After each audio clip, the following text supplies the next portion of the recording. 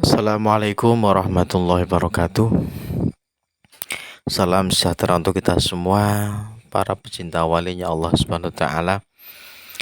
Di sini saya akan menguraikan sejarah Ki Ageng Getaspondowo. Ki Ageng Getaspondowo adalah putra dari Raden Bondan Kejawen atau Raden Lembu Peteng dari ibu yang bernama Dewi Renawangsih, putri dari Kiai Ageng Tarub. Beliau juga dikenal dengan nama Kiai Ageng Tarub III. Perjalanan hidup dan dakwah Ki Ageng Getaspondowo menelusuri sejarah Mataram Islam, maka pasti akan menjumpai nama Ki Ageng Getaspondowo sebagai salah satu leluhur dinasti Mataram. Ki Ageng Getaspondowo juga mewarisi nama besar terah keturunan Prabu Brawijaya kelima, raja terakhir dari kerajaan Mojopahit, yang kemudian tercatat keturunannya menduduki tempat terhormat di mata masyarakat dengan menyandang nama dan gelar Kiai Gede, Kiai Ageng, Nyai Gede, Nyai Ageng, yang memiliki makna sebagai tokoh besar dalam bidang keumatan, keagamaan, maupun tokoh pemerintahan yang dihormati. Sebab dianggap memiliki kelebihan dan kemampuan dalam sifat keteladanan dan kepemimpinan dalam suatu wilayah. Menurut catatan dalam babat Tanah Jawi, jika Prabu Brawijaya terakhir memiliki istri yang berjuluk Putri Wandan Kuning. Dari beliau lahirlah anak laki-laki bernama Raden Bondan Kejawen atau Arya Lembu Peteng, yang merupakan murid sekaligus anak mantu dari Ki Ageng Tarub. Sebab Arya Lembu Peteng menikah dengan putri Ki Ageng Tarub yang bernama Dewi Nawangsih, yang konon terlahir dari seorang ibu bidadari yang bernama Dewi Nawangwulan. Dari perkawinan tersebut lahir 3 orang anak, yang salah satunya bernama Ki Ageng Getaspondowo. Dengan demikian, Ki Ageng Getaspondowo merupakan cucu dari Prabu Brawijaya kelima dan juga cucu dari Ki Ageng Tarub. Kalau kita lebih luas lagi, dari jalur bapaknya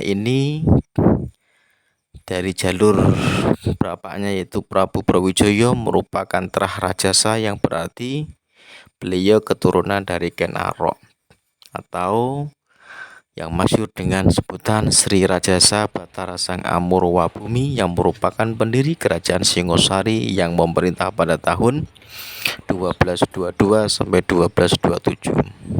Sekaligus juga pendiri Wangsa Rajasa, sehingga dalam darah Ki Ageng Getaspondowo mengalir darah Wangsa Rajasa.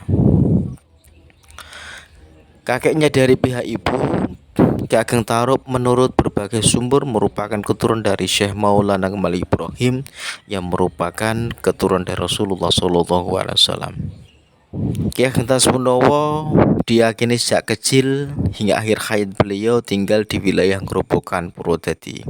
Maka dalam babat ditemukan deskripsi jika Ki Ageng Getaspondowo tumbuh sebagai seorang pemuda yang gemar mengembara mencari ilmu dan kedikdayaan.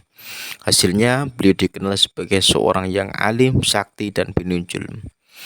Memang pada dasarnya beliau adalah seorang pemuda yang pemalu, tidak mau tampil di muka. Dalam kehidupan sehari-hari beliau dikenal sebagai seorang petani yang menggarap sawah dan menanam berbagai tanaman semisal sayuran dan palawija. Hasil panen pertanian tidak semua dimanfaatkan untuk dirinya sendiri, namun sebagian besar lainnya dibagikan kepada masyarakat sekitar.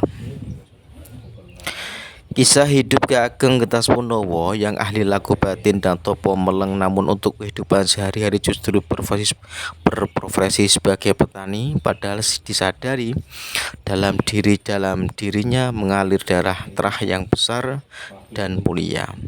Sehingga kisah Ki Ageng Taspondowo adalah potret kehidupan yang tawadhu sebagai sebuah perilaku manusia yang memiliki watak rendah hati, tidak sombong.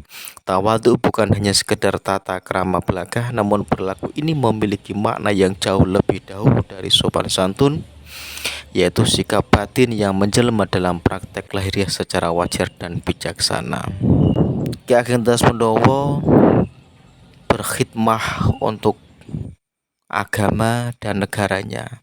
Maka dari itu kita bisa mengambil pelajaran dari sejarah beliau untuk dijadikan cerminan dalam mengarungi kehidupan. Semoga kita semua dengan berziarah ke makam beliau, melihat suasana beliau, kita bisa mengambil pelajaran bahwa beliau adalah sosok seorang muslim yang patut diteladani. Sekian dari saya. Assalamualaikum warahmatullahi wabarakatuh.